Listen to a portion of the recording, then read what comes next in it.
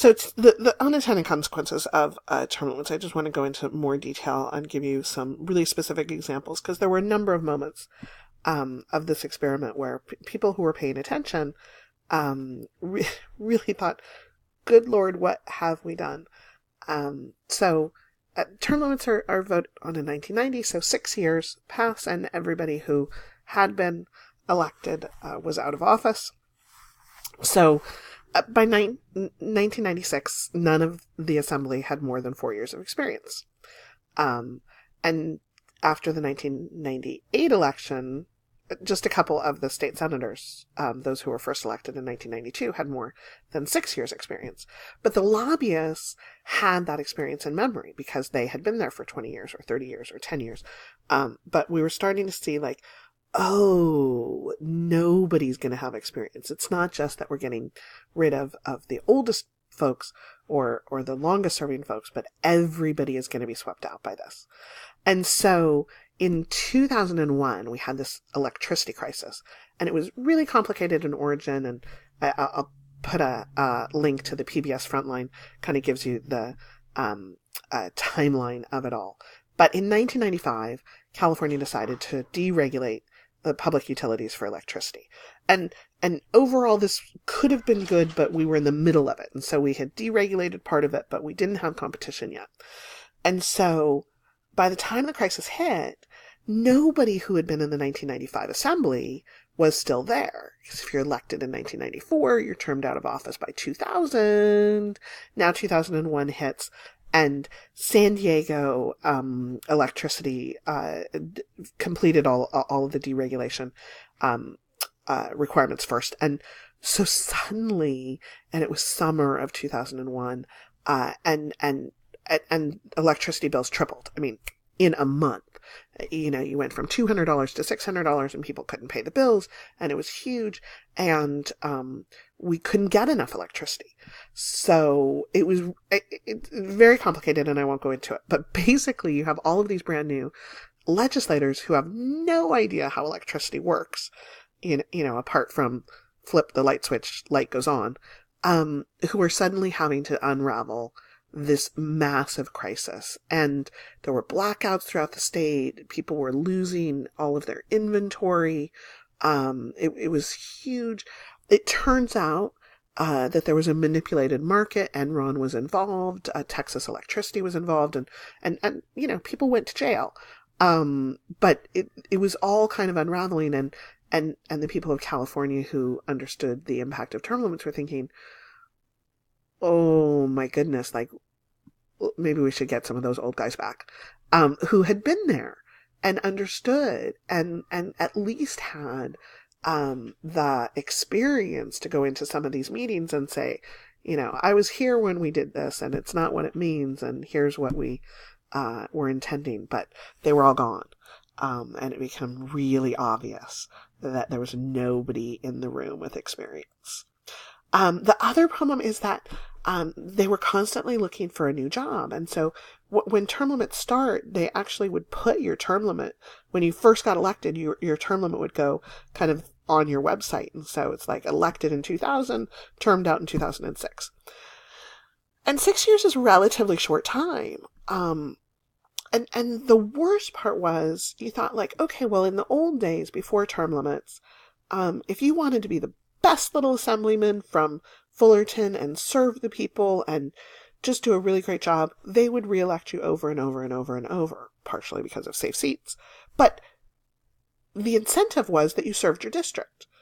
Now all of a sudden, you kind of had to look around and say, okay, well, I want to serve my district and do a good job when I don't know anything and I'm just learning my steep learning curve. But then by the time you get elected the second time, you have to start thinking about, what am I going to do? Should I run for Senate? Is there a Senate seat open in the next 2 years? Should I run for that? Because remember, every Senate district is twice as big as the assembly. So there are 2 assembly seats. So there's another assemblyman. You're looking across the aisle saying, hey, are you going to run for the Senate? Am I going to run for the Senate? Who's going to do this? And so you might move up or you might move on. You might, if you're really passionate about education, you might want to work for the teachers union, or you might want to work for something else. And so it was constantly this musical chairs, and it's one reason that there was never any traction to get rid of the plural executive, because they would run for statewide office. Like, okay, well, I can't be the assemblyman anymore, and so now I'll run to be treasurer, I'll run to be attorney general, or whatever it is. And so there are really strange incentives now to not be the best representative, but to impress your boss, or to look, at, and by impress your boss, I mean like your next boss, to the interest group, or to stake out an area of expertise that would help you get your next job. You're sort of building your resume, and it used to be that you just had to be a really good assemblyman. So that was sort of disheartening that we had changed the rubric of incentives. But one thing it did was it led to this weird shifting and the strategy of musical chairs of who's going to get whose job, and when is a job going to be open, and when should I jump and run, and when should I, there were all these special elections because people were kind of bumping people out of office. And so,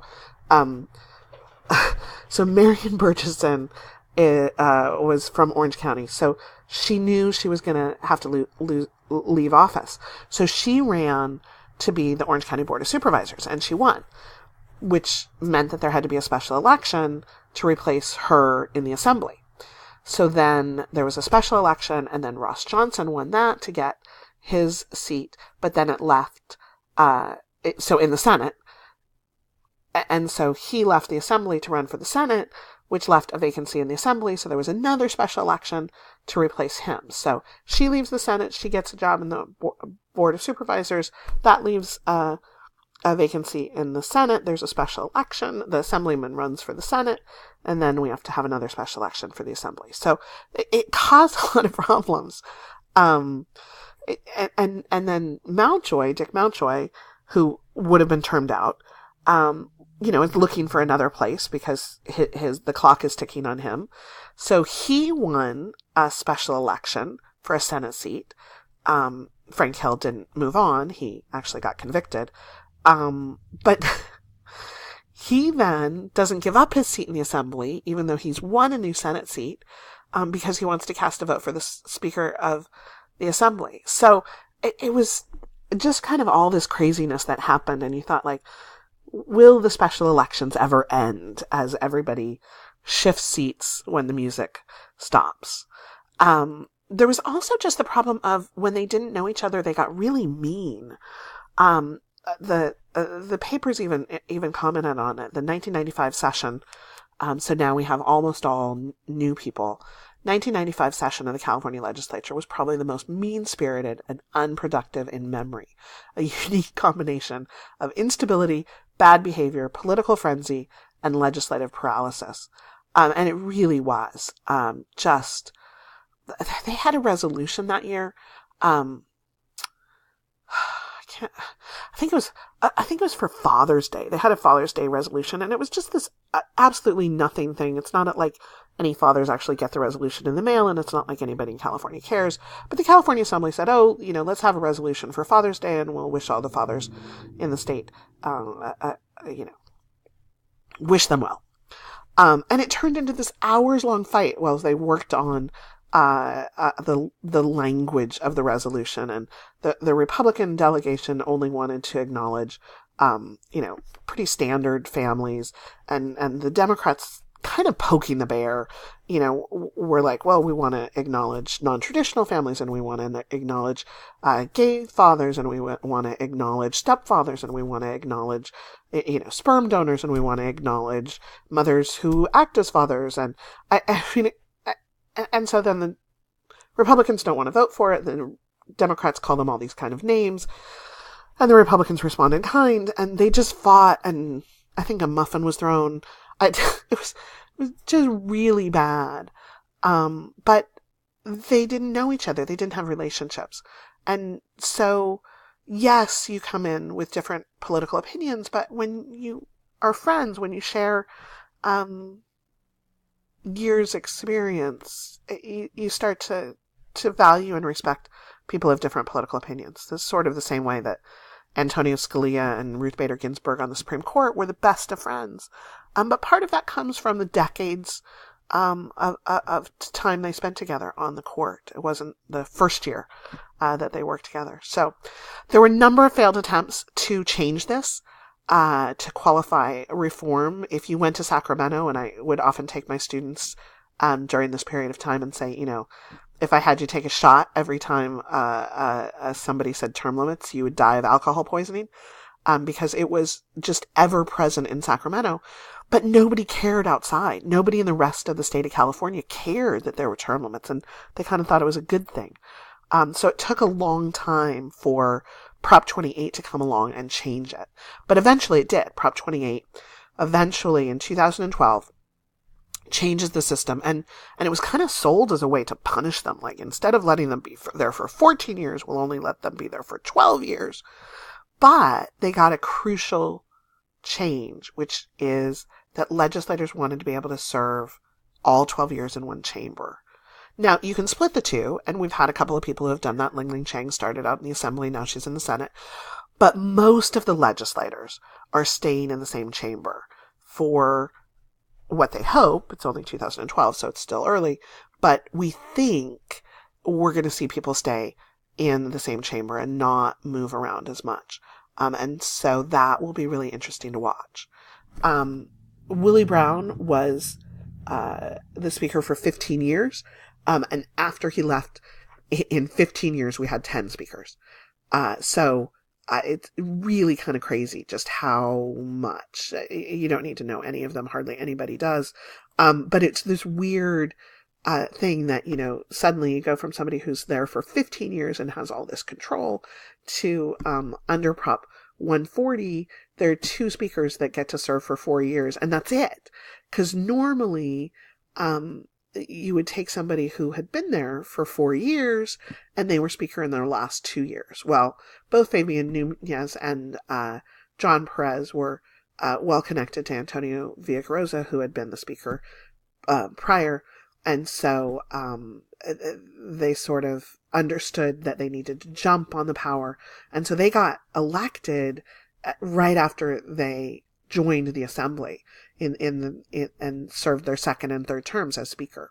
So when we review, again, it's still early to draw a lot of conclusions, but legislators seem to be staying in one chamber.